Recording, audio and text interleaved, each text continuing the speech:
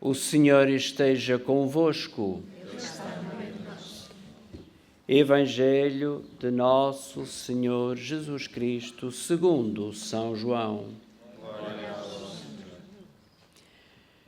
Quando Judas saiu do cenáculo, disse Jesus aos seus discípulos: Agora foi glorificado o Filho do Homem, e Deus foi glorificado nele.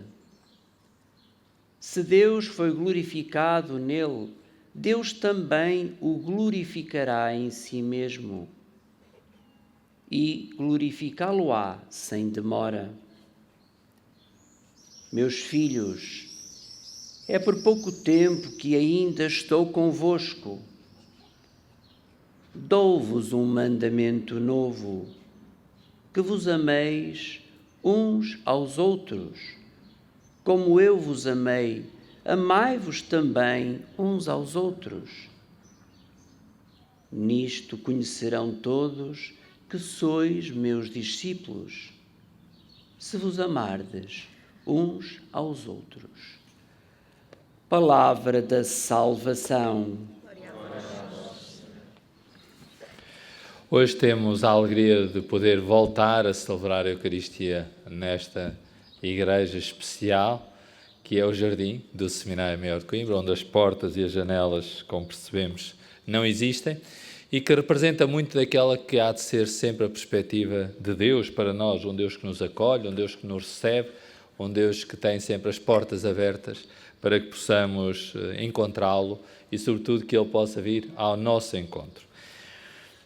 A primeira ideia que me passou pela cabeça quando estava a refletir sobre estes textos e este domingo, o quinto domingo da Páscoa, é uma pergunta recorrente em mim, que é: o que fica do que passa? De toda a nossa vida, de todas os nossos ritmos, as intensidades, há coisas que ficam e há coisas que passam, mas dentro deste ritmo de passagem, onde tanta coisa passa a correr, o que é que vai ficando? O que é que vale mesmo a pena no meio de tantas mensagens, vídeos, tarefas, trabalhos? O que é que permanece e o que perdura? O que é que faz a diferença? E hoje penso também, a partir do texto, num segundo aspecto, sobretudo do Evangelho, que é como é que cada um de nós gosta de ser recordado, como é que cada um de nós gostará de um dia ser lembrado. Gostaríamos de ser identificados de que maneira?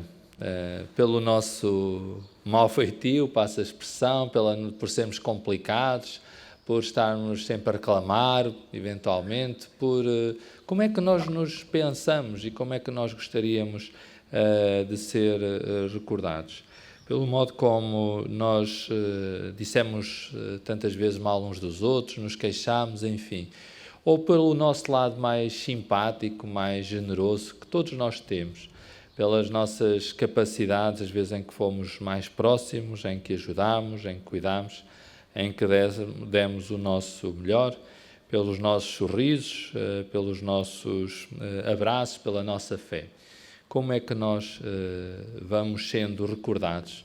O que é que fazemos também para ir celebrando esses momentos? E o Evangelho de hoje, entrando assim já diretamente no Evangelho, o Evangelho de hoje é muito pequenino, mas é muito bonito. E é muito forte, eu diria, resume muito daquilo que é, ou daquilo que é a experiência cristã. Tem o mérito de dizer muito em poucas palavras. Jesus está a chegar a sua hora, está a chegar a hora da sua morte, e ele faz como que um testamento espiritual, escreve aquilo que ele gostava que ficasse para sempre marcado. No fundo, como ele gosta de ser recordado, como ele gostava de ser recordado, aquilo que ele acredita que é o que fica no meio de tudo aquilo que passa. Então, nestas últimas vontades, diríamos, de Jesus, ele transforma um mandamento num estilo de vida. É interessante porque Jesus diz: eu dou-vos um mandamento novo. Ele está a falar para judeus que tinham na cabeça deles quantos mandamentos? 613. Ou seja, Ele já tem ali uma listagem na cabeça, ele está a dizer, bom, eu ainda tenho aqui mais um mandamento para vocês. Ele já está a pensar, pronto, 614, temos mais um para fixar e mais um para concretizar. Mas não era isso que Jesus estava a dizer. Também não se estava a referir aos 10 mandamentos, como nós aprendemos na catequese, os que ainda aprendem essas coisas ou aprenderam. Não estava a referir-se a este Antigo Testamento. Este novo mandamento não é para juntar aos anteriores, mas é o que dá sentido a tudo mais.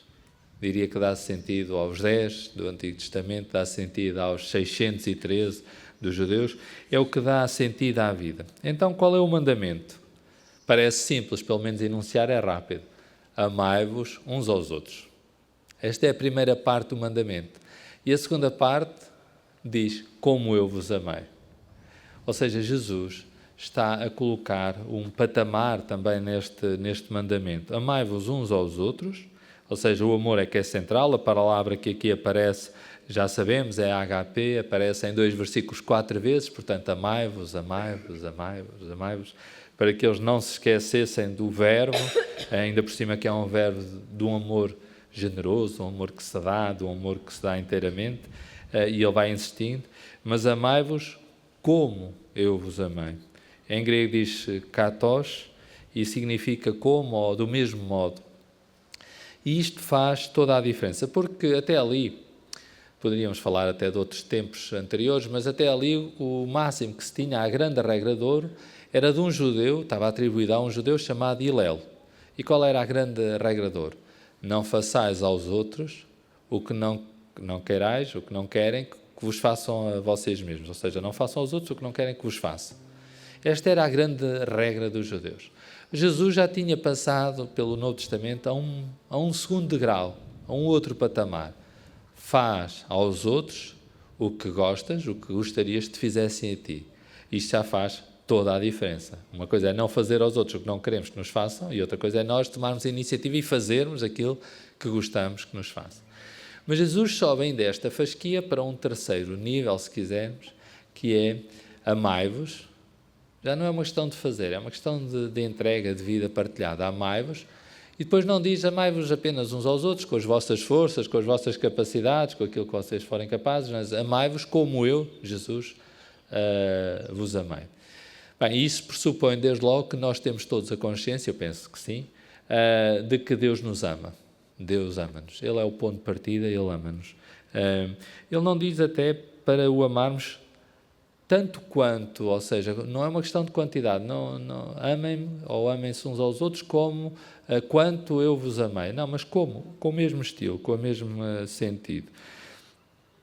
E depois termina com uma frase lapidar este Evangelho e de algum modo resume também muito daquilo que é a experiência cristã, a dizer que serão conhecidos, os discípulos serão conhecidos pelo amor. Não é pelas vestes, não é pela eloquência, é pelo amor. Serão reconhecidos como discípulos, como meus discípulos, se vos amardes uns aos outros. Portanto, a roupa, a cor de pele, o estatuto, não é identificativo aqui. Aqui aquilo que nos identifica, aquilo que é identificativo, é exatamente a capacidade de amar. E eu diria por isso que este mandamento novo transformou-se quase num sacramento, num sinal de Deus no mundo. Uma maneira de tornar sagrada a nossa vida e a vida uns dos outros. Uma maneira de tornar presente Jesus Cristo. Porquê é que eu gosto muito de celebrar no jardim?